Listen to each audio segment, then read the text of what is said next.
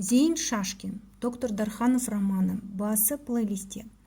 Нияздың айтуымен бас дәрігердің кабинетіне Асқар кіріп барса, ол жасы келсе де өңін бермеген келбетті ақсары әйелмен оңаша әңгімелесіп отыр екен. Бөтен адамды көрген соң екеуі де сөздерін доғарып бұған назар аударды. Асқар әйелге қол беріп жатып, Сағатов деп фамилиясын атады. Әйел бетіне аңырая қарап, доктор Сағатов, шынымен сізсіз бе деп тілі күрмелгендей ар жағын айта алмай таңданып қалды. Асқар да ықыласын сала анықтай қарады. Тоқта, қайда көрді? Бұл баяғы Алматыда клиникада істейтін дәрігер ғой. Доктор Потоцка неше жыл өтті? Қапы етіңіз. Асқар Сусанның сөзін бөліп, бас дәрігерге қол беріп жылы амандасты. Отырыңыз, пожалуйста, бас дәрігер қолымен диванды көрсетті. Неше жыл өтті дейсіз? Асқар Сусана Михайловнаның үзілген ойын жалғады. Сіз соғысқа кеттіңіз, содан кейін көріскеніміз осы шығарау. Фамилияңыз кім дейсіз? Деді бұлардың сөзін бөліп бас дәрігер. Сағатов, деді Асқардан бұрын Сусана. Ұмытпасам, Асқар Жүнісович. Мен де бір Сағатовты білуші едім. Бір кезде ЦК партияда жауапты қызметте болған. Онда сол кісінің інісімін. Асқар күліп, танимын ба дегенде Алексей Ивановичке жіті көз тастады. Жоқ, көрмеген кісісі.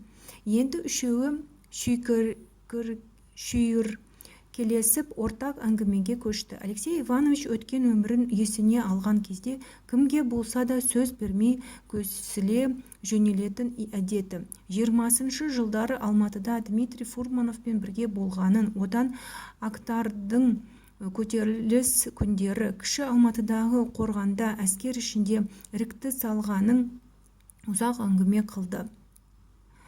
Бұл азда 2-ші жетісу полкының фельдшері Алексей Иванович деп өзін сыпайы гершілікпен атап, азамат соғысы басылғасын, оқуға қалай түсіп, институтты қалай бітіргенін, дәрігерлік дипломды қалай алғанын, содан бері ылғи облыстық көлемде жауапты қызмет атқарып келе жатқанын түгелдей баяндады. Міне, сөйтіп, я сделал, что мог, пусть те, что могут, сделают лучше, деп Алексей Иванович күрсінді де латын мәтілін өзі аударды. Әлімнен келгенше істедім. Қолдарынан келсе басқалар менен де жақсы істесін. Дұрыс айтасыз, Платон. Платон мне друг, но истина мне дороже. Сусанадан қалыспай латын мәтелімен жауап қайырып, бұл да артынан өзі аударды. Платон менің досым, бірақ шындық одан да қымбат. Алексей Иванович латын мақалын неге есіне түсірді? Сусана оны неге қолдады? Екеуіне де Асқар түсінді. Мен асарымды асап, жасарымды жасадым, еңбегім сінді, қане жастар, көрейік сендердің өнеріңді. Десе екіншісі мақұл айтасыз, шындық сөз, деп қоштап көпшік қойғаны. Тілінің ұшына айналсоқтан өткен күнге үңіле берейік, алға қарайық деген сөз оралып еді. Сұрай келген адам қашанда мүсәпір. Әділін біліп қана отырмай ма? Жаңағы Сусананың мәтелін іште керісінше айтуға тура келді. Шындық маған дос, бірақ дәмеш одан да жақын. Асқар езу тартып жымиды.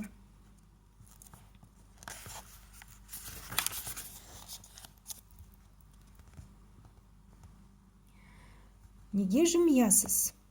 Доктор, менің алатыным ұнамай ма? Леп дыбысын кейде орысша дұрыс қоймайтыным бар, деді Алексей Иванович Асқардың жымиғанын өз адресіне жорып. Жоқ, Асқар қызарып қысылып қалды. Баяғыда Алматыда Сусана Михайловнамен қалай танысқаным есіме түсті. Әңгімені өзінен бұрып жіберді. Мен ұмытып кетіппін. Ол бір ғажап күндер. Алексей Иванович, Асқар Жүнісович екеуміз бір күнде бір отделениеге қызметке алындық. Сусана Михайловна әңгіменің ұзақ соңарына түскенін сезген бас дәрігер сөзді бөліп Асқарға тікелей сұрақ қойды. коллега, кешегі қатты науқас адамды әкелген сіз бе едіңіз? Сусана Михайловна қосарлана. Доктор Дархановтың ара түсіп жүргені сіз үшін бе еді, деді. Иә, менің қарындасым еді. Қарындасым? Сусана Михайловна неліктен екен белгісіз таңдана сұрады. Әлде Асқардың қалыңдығы ма деп топшылады ма? Иә, Алексей Иванович, ескі досыңыз Сақа Сағатовтың қызы ол. Оттена Юрьевден. Алексей Иванович басын изеп, енді түсінікті дегенде түс білдірді. Ар жағын айтпасаң да белгілі, жата берсін. Өзіміз емдеп жазамыз. Асқар мен Сусана Михайловна бас дәрігердің кабинетінен бірге шықты. Түс кезі, күздің айы болса да әлі күн жылы. Көлден соққан самал қарағай бұтағын тербетіп, сыбдыры көз келді деп ескертіп тұрған тәрізді. Сусана Михайловна Асқарды үйіне ертіп барып қонақ қылды. Санаторийдің асханасынан тамақ алдырып, шарап ішіп өткен кеткенді кеңінен әңгімеледі.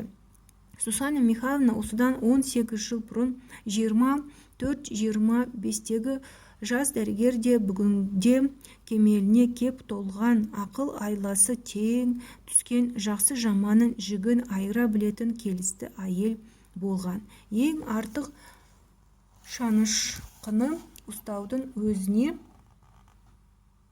өзіне мән беріп, әр қимылды бағып сынай қарайды.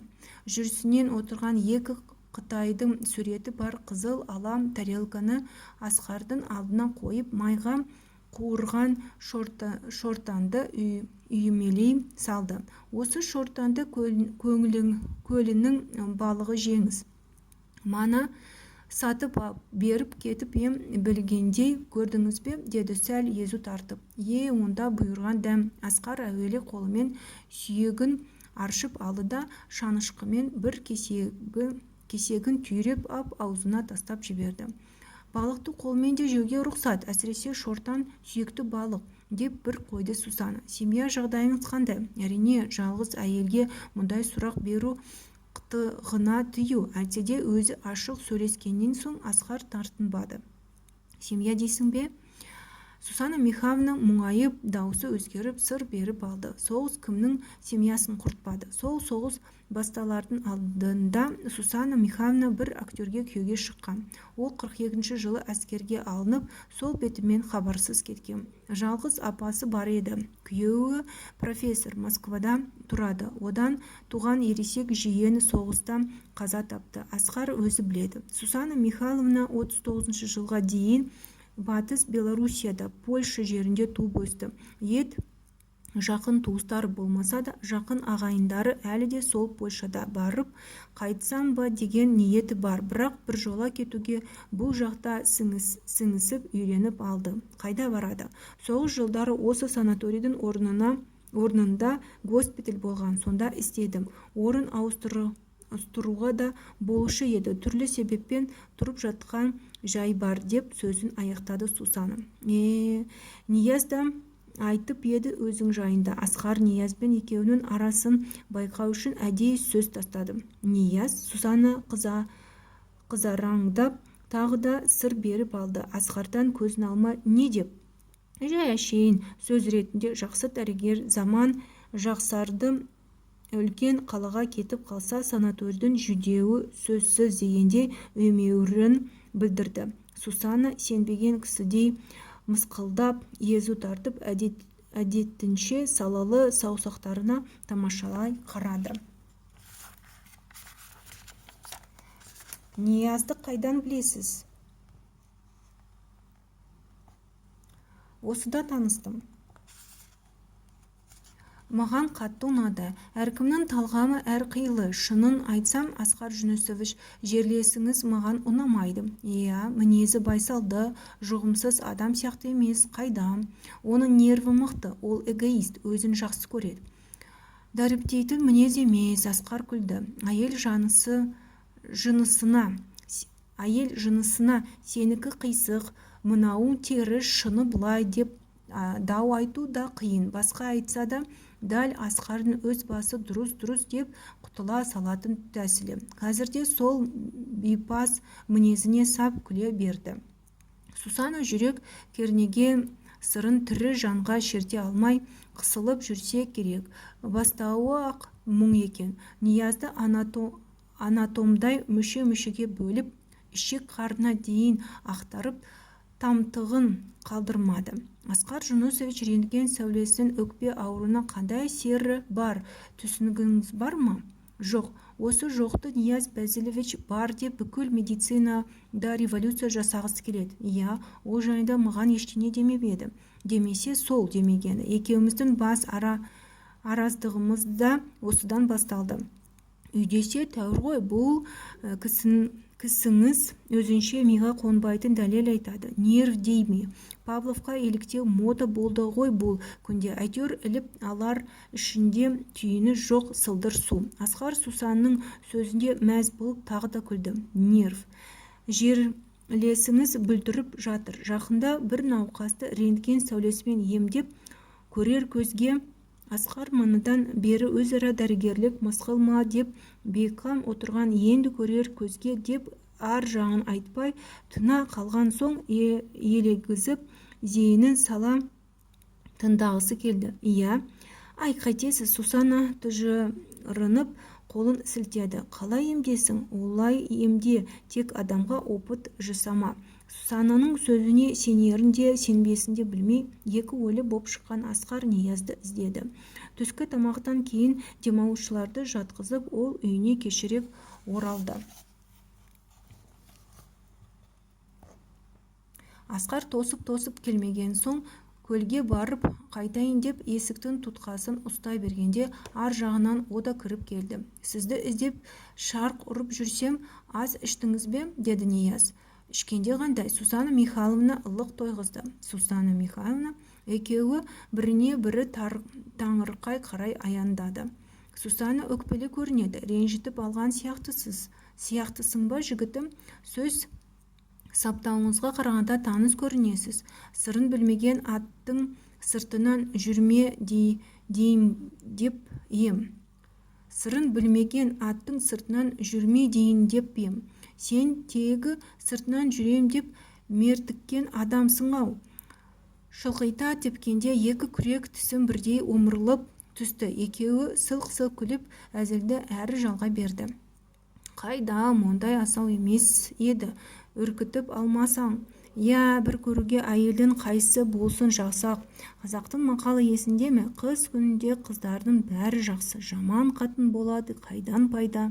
Сол сияқты әйелден көп таяқ жеген қазақтың бірі менмін. Ол жағын менен үйреніңіз. Асқар масайрай күлді. Екеуі қайқа мініп аралға қарай жүзді. Көкшенің өркеш-өркеш арқасынан сығалаған күн тұны көлге алтын моншақты сәулесін себелей шашады. Көлдің арғы қабағына орнаған пионер лагерінен естілген балалардың бақытты күлкісі тағуды жаңғыртады. Нияз шешіле сөйледі. Өткен өмірінің пердесін сырып тастап өз басынан кешкен бір кезеңді алдына тартты. Әйелден мен көп таяқ жегем деген сөзді Нияз Асқарға мақтам үшін айтқан жоқ. Бір күндерде Нияз өмірдің қызығы да әйел, әйелсіз өмірдің сәні жоқ, жетім өмір деп достарына шын наным ұждан уағыздайтын. Әйел жайында циниктер арсыз адам ащы сөз айтса, даусы қарлыққанша дауласып, керілдесіп, әйел қасиетін дәріптеп қызыл шекке болатын. Трамвайда, көшеде әйелді біреу ренжітіп жатса, болысып арасында түсіп кір жуытпай көкке көтеретінді. Сөйткен Нияз таяқты әйелден өзі жеп қорлы көрді. Тағдырдың келемежі дегені осы. Әйелін тергеуші тартып алып, өзін жау деп айыптамақшы болғанын, қалай қашып құтылғанын сырғып Асқарға баяндап берді. Жақында бір туысымнан хат алып едім. Менің сол үйімді үй ғып, дүниемді дүние ғып, солар тұрса керекті. Нияз аралдың жиегіне қайық тартып қойды да Асқарды бастап төбенің үстіндегі сандық тастың қасына алып барды. Жан-жаққа көзіңізді салыңызшы, салыстыруға теңеу таба алмай тұрмын.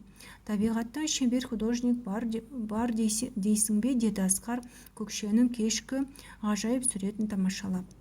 Міне, айнала құлаққа ұрған танадай тып-тыны, көл де тау да мүлгіп, осы бір сәт демін ішіне тартып тына қалғандай. Дөп-дөңгелек мөлдіреген айна көл, тұп-тұнық, сызық түспейді бетіне. Көлді жағалаған сап-сарала алтын орманын бір жапырағым тербелсейші. Көк мұнараға оралған көкшенің шыңы да құлазыған шексіз даланың күбіріне құлағын тіге қатып қалған. Ниязда да Асқарда да үн жоқ. Сол тыныштыққа бой ұсынып жан тәнімен сезінеді. Айғайлағым келеді. Ау, Нияз бала құсап кеудесін керіп бар даусымен айғай салды. Ау деген жаңғыры көлдің үстінен атқан зеңбірек даусындай күтіп етіп орманын ішін шулатып көкшенің басына қарай өрлеп барып жоғалды. Тым-тырыс, жым-жырт, тып-тыныш деп теңеуге сөз таба алмай, есі кете құмарта қарап Асқар тұра берді. Сөз бөлініп кетті. Менің осы күнге дейін түсінбей жүрген бір нәрсем бар. Сол түні сені ұстайды қаш деп шын жаны ашып айтты ма екен? Жоқ, дүниемді иемденіп алу үшін жасалған қулық па? Егер сені жауып қойса дүниеңе ол әйел ие бола алмай ма? Асқар сандық тасқа отырып жатқан шыбықты алып жерді шұқылады. Дүние менікі ғой. Онда түсінікті. Сен сотталғанша ол дүниеге ешкім тимейді және қаттап есепке алады. Біріне тигізбейді. Ал мынау оңай дүние. Тастап кетті. Кімнің жұмысы бар? Ол заңды қайдан білесіз? Нияз күлді. Солар сияқты зұлымдардың арқасында сен сотталмай қуғынға ұшырасаң, мен сотталып қуғындалған қазақпын, деді Асқар жүрегінің жарасына тигендей қынжылып. Сіздің сырыңыз белгілі енді. Жақында осы Бурабайда тайфун сияқты бір құйын дауыл соғып өтті. Көлдің әне бір қабағын көрдіңіз бе? Қолымның ұшына тұра қараңыз. Нияз орманның шетіне қарай қолын созды. Сол дауыл көлдің суын аспанға атып, орман ішін алай-дүлей ғып, заңғар биік қайың мен қарағайдың талайын сындырып кеткенді.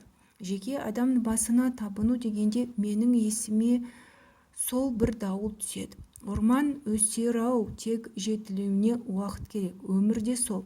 Бәрінен қымбат уақыт. Революциядан кейінгі қаулап өсіп келе жатқан іскер де білімді азаматтардың талайын шалғындай қырықты. Мәдениетті халық болу үшін жақсы әдет, үлгі, тарих керек. Асқар аз мүдіріп, ойын жинақтап әңгімесін қайта сабақтады. Науқас Дәмештің әке-шешесі де сол жылдары табынушылықтың құрбаны боп кеткен. Ауруы да соның зардабы. Әке-шешесіз өскен жетім бала уақытымен тамақ ішіп дұрыс өмір сүрді дейсің бе? Сырлас, мұндас деп ұқты ма? Жоқ, замандас дәрігер деді ме? Әйтеуір Нияз шешіле сөйлеп, кез келгенге айтылмайтын сырын атқара берді. Әкесінің қатесін баласы түзейді. Орындалмай кеткен арманын әкесі баласына өсиет етеді. Сталин қатесін орталық партия комитеті түзеп, ақты қара деп кесе, ол ағартып, әділдік, адалдықты өмір таразысы қып отырған жоқ па? Осыдан 3 жыл бұрын Ниязды қудалап, жар жиегіне тіреп қойып Шортанбаев енді итеріп құлатайын деп тұрғанда кенет өмір өзгерді. Шортанбаев сескеніп, кейін шегінді. Сол бір күндер қаншама басына қара бұлт төнсе де, Нияз сол адамға Құдайдай табынып, әкесінде сенді. Пәле қараны Шортанбаевқа керекудегі шойын қараға жапты. Шаш ал десе, бас алып жүрген солар деп ұқты. Ал міне бүгінде соның бәрі кімнің жөнімен, кімнің демеуімен естілгені айқындалып отыр. Москва түбінде тұратын дәрігер досынан Нияз жақында хат алды. Ол, екеуміз сабақ алатын атақты профессор Преображенский түрмеден қайта оралды. Қазір өзінің клиникасын басқарады депті. Өмір түзелді. Әділдік жеңді. Шындық өз сабасына түсті деген осы. Әрине, бойға сіңген әдет бір күнде кете қала ма? Жұртқа айдар тағып, соны кәсіп қып маңсап сатысымен жоғары өрлеп қалғандар қымс етсе, сен пәленсің деп бет қаратпай шоқпар ала жүгіретін әпербақан жалақорлар әлі де болса кешегі бір күндерді көксейді. Сол күн қайта айналса деп үміт етеді. Сол жылдары жүрегі шайылып жасқаншақ боп қалғандар әлі күнге дейін жалақордың көлеңкесінен сескенеді. Олар қырындаса, арыз әкелсе, бетін қайтарып тастаудың орнына басын изеп, үнсіз мақұлдайтындар да табылады деп бір тыңдады. Нияз Асқардың құптау сөзін тыңдамай-ақ әңгіме желісін бұрып жіберді. Иә, бір кеңшілік жақсы заман туды. Сіз өзіңіз қазір қайда істейсіз? Мен Теміртауда Шойын Болат құюшыларды емдеймін. Қазір диссертация жазуға материал жинап жүрмін. Адам өмірін көгертетін де сәні де шіркін еңбек қой. Нияз қайығын итеріп суға түсірді.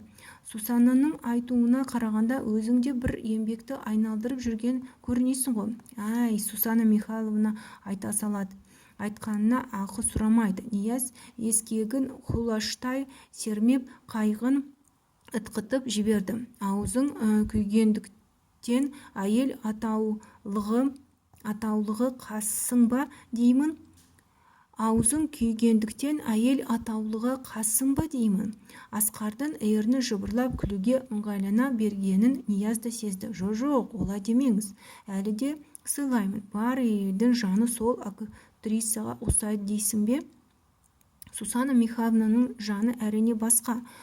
Манағы Сусаннаның сөзін Нияз айтар ма екен деп Асқар тағы да итермеледі. Сусаннаны қандайлық білетініміз маған белгісіз, бірақ мен өзім біраз жыл жақсы жолдас болдым.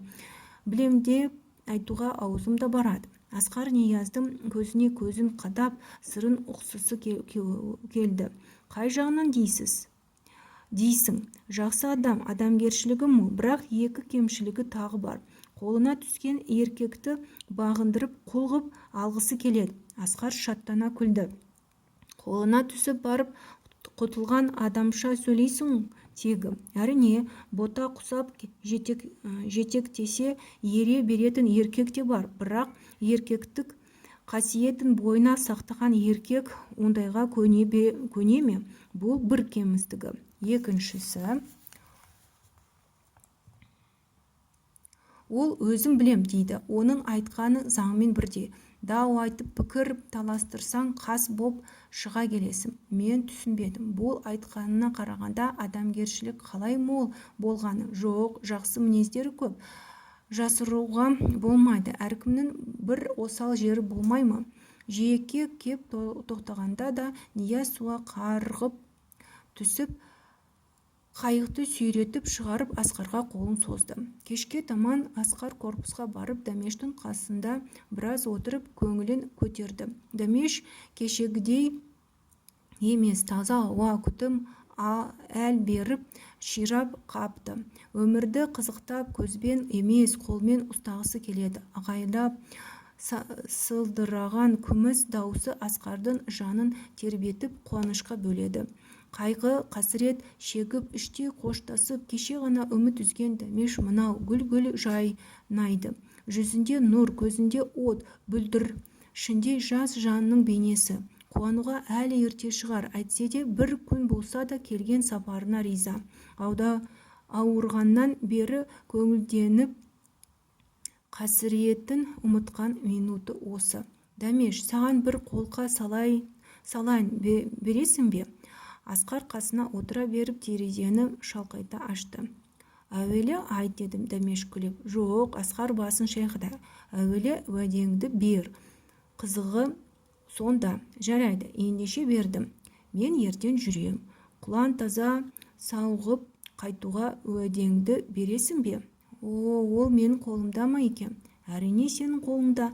Аяғы жоқ, Мересьев есіңде ме? Ол аяқ, бұл өкпе. Дәмеш олқы дауыспен айтқанын Асқар сезіп қалды. Айырмасы шамалы, түйіні сенімде. Өмір қиындығын сенімі күшті адам ғана жеңеді.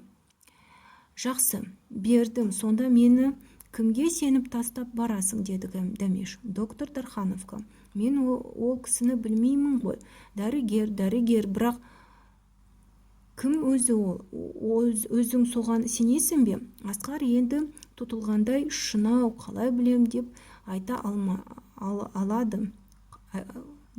алады. Жа, 2-3 жауап беріп сенімсіздік тудыруға жарай ма?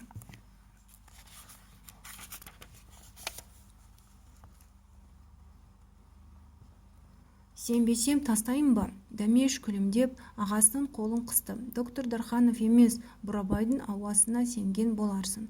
Бұл жолы Асқар күлді. Жасырған ойын тінтіп тауып алды. Нияз жақсы дәрігер, білімі көп, зерделі мінезі. Айта беріңіз, деді ағасының сөзін аңдыған Дәмеш. Мінезі, соның мінезі қандай екен осы? Дәмеш сақ-сақ күлді. Білем дейсіз. Соған сеніп мені тастап кетем дейсіз. Сусана Михайловна эгоист, өзін ғана жақсы көреді. Өзінен басқа адам да дәрігер де жоқ деген бір сөздің ұшығын ақшаның шетін көрсеткен саудагер сияқты жылтыңдап еді. Бірақ Нияздың айтуына қарағанда оның өзі тәкаппар көрінеді. Қайсының айтқанына сенесің? Досының мінезін өзі де түсінгісі келді ме? Асқар Дәмешке Нияздың сырын айтты. Нияз қысылып, арып тозып келгенде қолының ұшын созып бауырына қысқан осы Сусана Михайловна екен. Кәне, көз алдына елестетіп байқашы. Көкшетаудың шексіз даласынан білдірмей келіп, мысықша бас салған қара түн, жас дәрігердің үрейін ап, көңіліне күдік тудырды. Осы басқан қадамы шалыз емес пе? Неге келді танымайтын бөтен жерге? Шортанды көлінің жиегінде жалғыз отырған Нияз жан-жағынан алаңдай береді. Бір ауыз жылы сөз айтып, ақыл ауысар кісі кездесе шіркін. Көлдің түсі суық, қап-қара тоңғиық су. Бері келші, құшағыма алайын деп шақырып та қояды. Енді не істейді? Дәрігер қалтасына қолын салады. Не анықтама қағазы жоқ, соқа басы қашқын, айнала тым-тырыс. Қарағайдан қарағайға секіріп сайран құрған әне бір тиын құрлық болмады. Осы кезде санаторий жақтан бір топ адам көл жағасына келіп қайыққа мінеді, серуен құрады, гитара ойнап, ән сап, көлді жаңғырықтырады. Сол топтың ішінен бір әйел қалып қояды. Әйел тұңғиық қара судан көзін алмай терең ойға шомған. Өзі тастайын деп тұрған кісінің кескіні. Дәрігер қасына барды. Ғабу едіңіз, дейді дәрігер. Көрікті жас әйел жалт бұрылып, танимын ба дегенде бетіне үңіледі. Пожалуйста, айта беріңіз. Мен адасып жүрген дәрігер едім. Әйел әзілде күлді. Адасып, тапа тал түстеме, мына Шортанды қаласына қонаққа кебем. Қайтып жол таба алмай тұрмын. Соған сенесіз бе? Сен десеңіз сенейін. Тауып айттыңыз, сөзіңізге құлдық. Іздеп жүргенім сіздей жан еді. Түсінді. Романтикаға жаны құмар, асқақ жанын бірімін деңіз. Ондай адамды көрмегелі көп жыл боп еді. Қайдан жүрсіз? Мен айтпайын, сіз сұрамаңыз. Жұмбақ болғыңыз келе ме? Шешімді тапқан адамға басымды ием. Екеуі қатар күледі. Осы күлкі екеуінің арасына дәнекер боп, содан бастап үйір боп тіл табысады. Міне, Нияздың өмірі санаторийде осылай басталды. Асқар Дәмешке қарады. Енді сенесің бе жоқ па? Деген сұрағын айтпаса да қызды өсезді. Білем, жемейіп басын шайқады. Ертегі ме? Асқар сыр бермей даусын қатайтып. Ертегісінез, нан басаң сұра, деді. Біздің заманның геройлары дәмеш іліп кекесе де іштей таңдана ынтық боп қалғанын оның ойлы көзінен сезді Асқар. Осындай жұмбақ дәрігерлердің қасында болып біраз емделудің өзі неге тұрады, кімге сеніп тастайсың деп ерніңді бұртитасың. Асқар қарындастың салалы жіңішке саусақтарын сүйіп бетіне басты. Жарайды, ондай ерекше туған атам болса мен көндім. Жас кезіндегі ерке мінезін әлі қалмаған, біреуге тұзақ құрғың кеп отырау, байқа, қайырдың мінезі тоң мойындау көрінеді. Көңілін қалдырып ап жүрме, Асқар орынсыз әзілдеді. Қайырдың атын атағанда дәмештің әдемі ұзын кірпігі жыпықтап, ұшы сәл көтеріңкі қырлы мұрнының желбезегі дір-дір етті.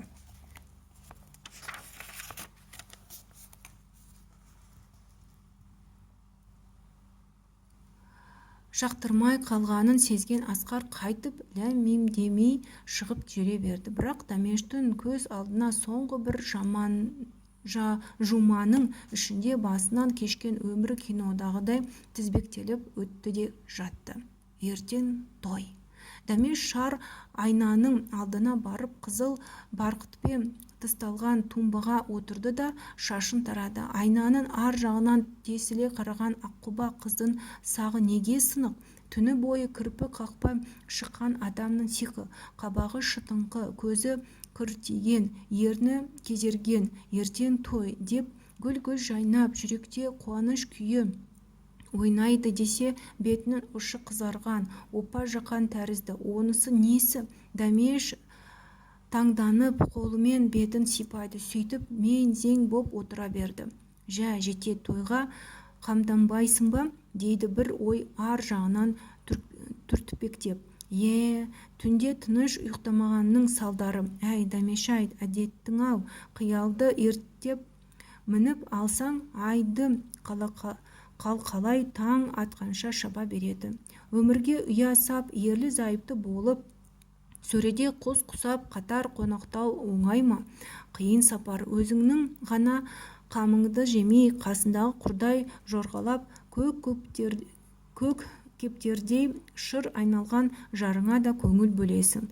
Толқыған жүрек сырын, реніш қайғысын қасы мен қабағынан сөзініп, дер кезінде демеу де сенің міндетің. Тілсіз көзбен сөйлесу, сыр ұғысу зердені, зейінді тағы керек қылады. Өзім деп жеке дара өскен, өзім деп ерке өскен Дәмеш ертең сол өмірге үйренетініне көзі жетті ме? Жоқ, онда сөзін неге қайтып алмайды? Мейлі, енді неге болса да көнді. Сөз берілді, халық хабарланды. Ертең ағайын, жекжат, дос, жарандар жиналады. Ақ торғын көйлек киіп, ақ жібек орамал салып, столдың бір басында Қайыр мен Дәмеш қатар отырады. Уду думан шаттық қызғанда, орыс әдетінше горько деп айғай салса, Қайыр иіліп Дәмештің ернінен сүйеді. Қонақтар тарқайды. Қайыр мен Дәмеш оңаша қалады. Ұзақ жылдар діңкесі құрып құмартып жүрген бейшара жанына жатысымен-ақ құшақтап, иемденіп, өзіне қарай икемдей бастайды. Өйтуге оның қақысы бар. Дәмеш соған көніп, жан тәнімен беріле ала ма? Күн бүгін қалай тымақ. Дәмештің тынысы тарылып, дем ала алмай отырғанын көрдің бе? Арқаның қыратында асыр салған аңызақ жел қос емшек таудың шатқал жыңғылынан өтіп, Самарқанд көлінің суын алайлап, көшені шаңдатып, Дәмеш үйінің терезесін жұлқына ашады. Нәрселердің астан кестенің шығарып, айна алдында отырған Дәмештің тарап қойған шашына жармасып дударлап, кеудесіне су қолын салады. Жап жаңа тұнық ауадан тұншығып, мазасызданған Дәмеш ауаны қабына жұтам деп тамағым жыбырлап жөтеле бастайды. Соңғы күндері пайда болған осы бір тық-тық жөтел басылмай қойды. Туф, берекесін кетіруін-ай. Айша апай болар ма еді? Телефон соғып дәрі жаздырып ала қоятын. Әлгі қайыр да жоғалып кетті. Совнорхоздан келген комиссия заводын астан кестенің шығарып жатса керек. Сонымен басы қатып жүрме, директордың күні сол ғой. Дәмеш құлағына алыстан гүріл шу естілгенде өзеннің тасқыны сияқты ма? Іле сабалап жаңбыр құйды. Дәмештің де жөтелі үдеп су ішпек боп тұра бергенде жып-жылы жылымшы татыған бірдемеге аузы толды. Түкіріп қалса, бұл не сұмдық? Қан ғой мынау. Дәмештің зәресі ұшып шегіншектеп отыра кетті. Дәрігер деген сөзді қысылғаннан айғайлап айтты, бірақ ести қоятындай маңында жан жоқ. Көршілес құрбысы Лида қызметінде. Оның әкесі Иван Иванович таң атпай көлде балық аулайды. Асқар ағасы соңғы кездері бір жола магниткаға көшіп алған. Сирек